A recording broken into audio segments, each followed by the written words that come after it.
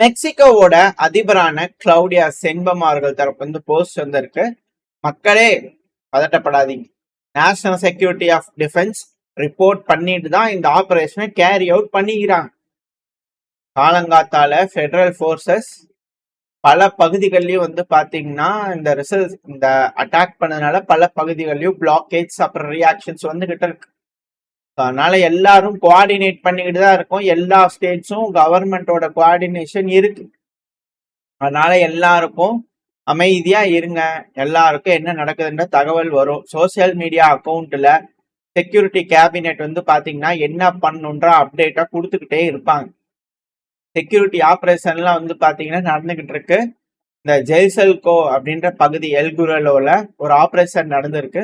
அதோட ரியாக்ஷன் தான் பதட்டப்படாதீங்க அப்படிங்கிறது போல அவங்க தரப்பு வந்து ஒரு போஸ்டர் போட்டுக்கிறாங்க. மெக்சிகோ முழுவதும் பதட்டம், அதுவும் போர் பதட்டம், சிவில் வாரா அப்படிங்கிற அளவுக்கான மிக பெரும் பதட்டம் வந்துருச்சு.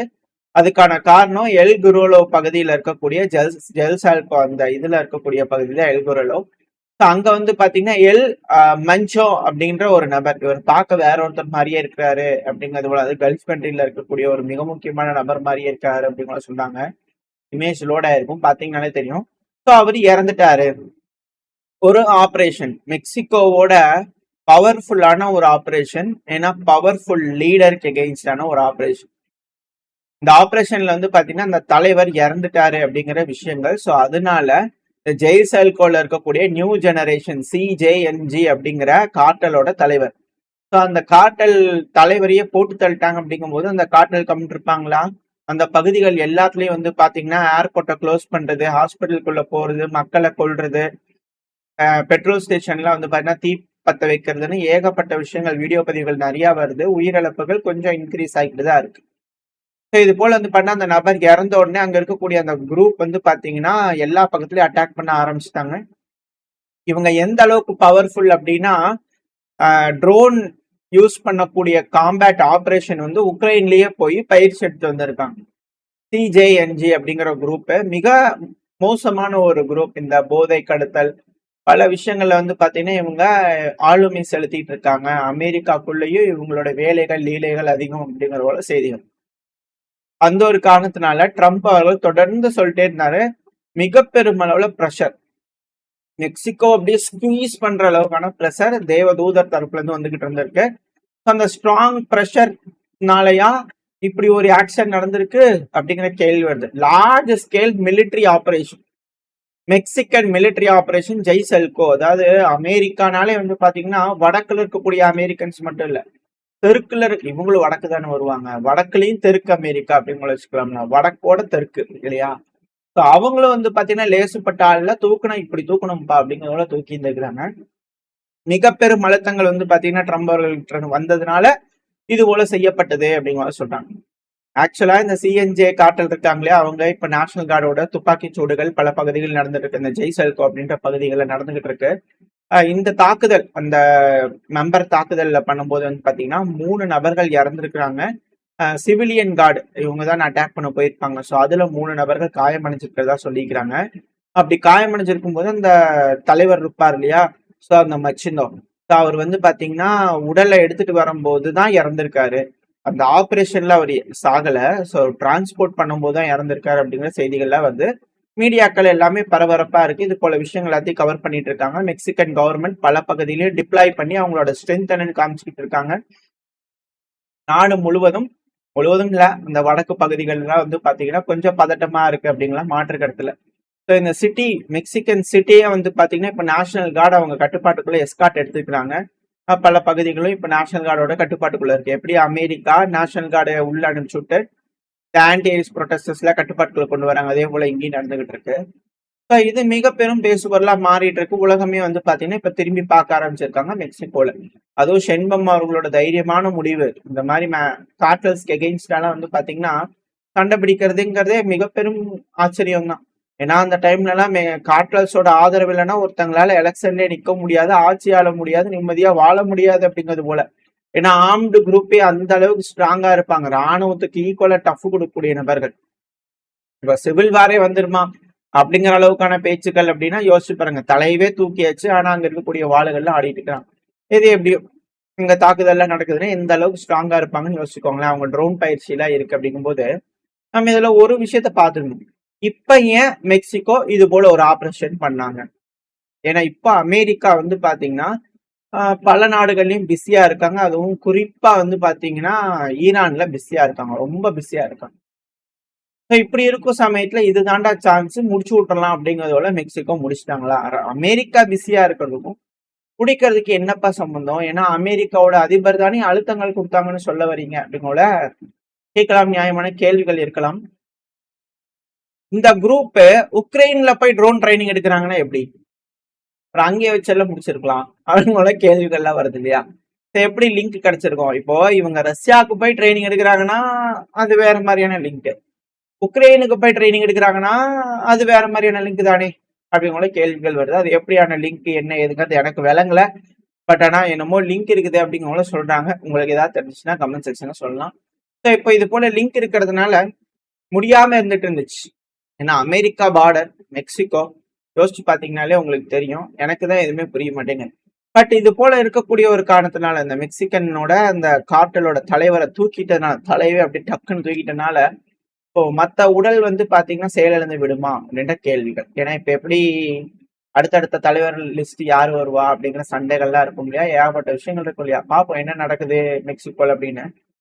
ஏன் இந்த ஆபரேஷன் இப்ப நடந்திருக்கு அப்படின்னா, ஒண்ணு ஈரான்ல அமெரிக்கா கான்சென்ட்ரேட் பண்ணிட்டு இருக்காங்க. ரெண்டாவது கியூபாக்கு வந்து பாத்தீங்கன்னா மனிதாபிமான அடிப்படையில அதிகப்படியான உதவிகள் மெக்சிகோ செஞ்சுட்டு இருக்காங்க. மெக்சிகோக்கு அழுத்தங்கள் பிரச்சனைகள் ஏகப்பட்ட விஷயங்கள் இருக்கு. இப்ப ஈரான்ல முடிச்சாங்க அப்படின்னா நேரம் அடுத்த இங்கதான் வந்து நிற்பாங்க. ஏன்னா கியூபாவை வழி கொண்டு வந்து வச்சே தீரணும் அப்படிங்கிறதுல அமெரிக்கா ரொம்ப தெளிவா இருக்காங்க.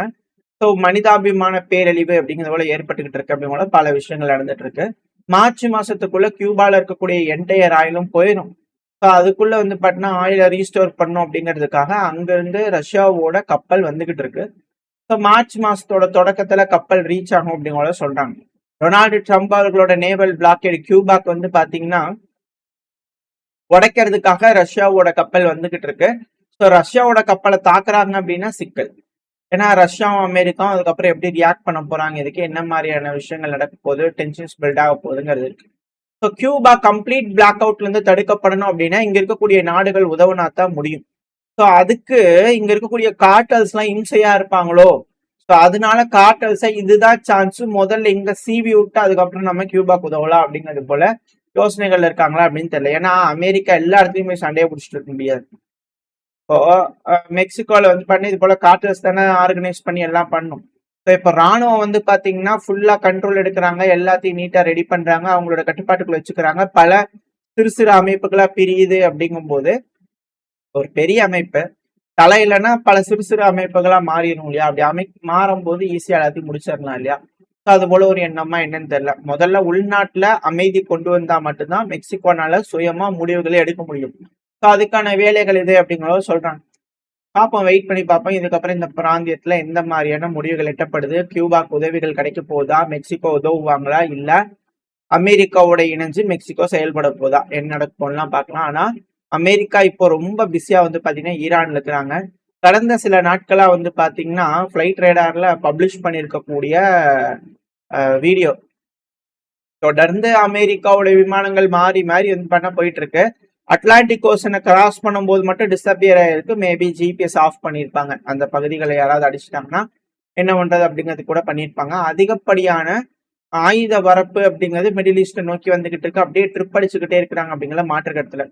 அட் த சேம் டைம் அமெரிக்காவோட MQ-48 ரின்ட்ரான் வந்து பாத்தீங்கன்னா கல்ஃப் ஆஃப் ஒமன் பகுதிகளில் வந்து அப்படியே உளவு வேலை பார்த்துக்கிட்டே இருக்கு. திடீர்னு காணாம போயிடுச்சு அப்படின்னு சொன்னாங்க. ஜிபிஎஸ் ஆஃப் பண்ணிட்டாங்களா? இந்த திடீர்னு காணாம போனது நம்ம நேற்றுக்கு கலிங்கன்கிராட்ல பார்த்தோம். ஒண்ணு ஜிபிஎஸ் இந்த ட்ரோனை ஆஃப் பண்ணிருக்கணும். அப்படி இல்லை அப்படின்னா ஏதோ ஒன்று ஆயிருக்கணும், இல்லைன்னா லேண்ட் ஆயிருக்கணும். ஏன் இப்படி செஞ்சாங்க அப்படின்ற கேள்விகள். ஜிபிஎஸ் ஆஃப் பண்ணிருப்பாங்கப்பா அப்படிங்கிறது போல சொல்றாங்க அப்படின்னா அந்த டைம்ல நீங்க பாருங்களேன், ஏகப்பட்ட விமானங்கள் பறந்துட்டு இருக்கு.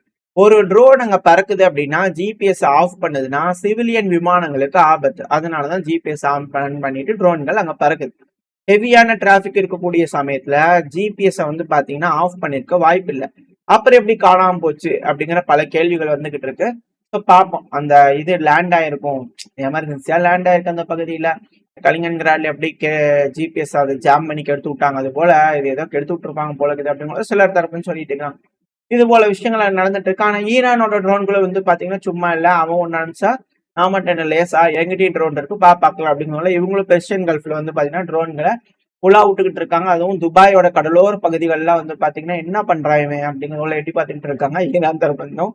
இன்னொரு டைம்ல வந்து பாத்தீங்கன்னா அமெரிக்கா எந்த அளவுக்கு வந்து லோட் ஆகிட்டே இருக்கிறாங்க மிடில் ஈஸ்ட்ல, அந்த அளவுக்கு இல்லைனாலும் ரஷ்யால இருந்து இலியூஷன் IL-76 ரக விமானம் கார்கோ பிளேன் தொடர்ந்து தெஹரான் ஈரானோட கேபிட்டல் வந்துகிட்டே வருது, லோடு பண்ணுது, டிப்ளாய் பண்ணுது, அதுக்கப்புறம் திருப்பி போகுது, திருப்பி வருது, திருப்பி பண்ணுது. நம்மளே பார்த்துட்டு இருக்கோம். கடந்த சில நாட்கள 10-15 ரவுண்ட் அடிச்சிருக்கோம் அப்படிங்கிறது போல பல அனலிஸ்டோட கருத்துக்கள்.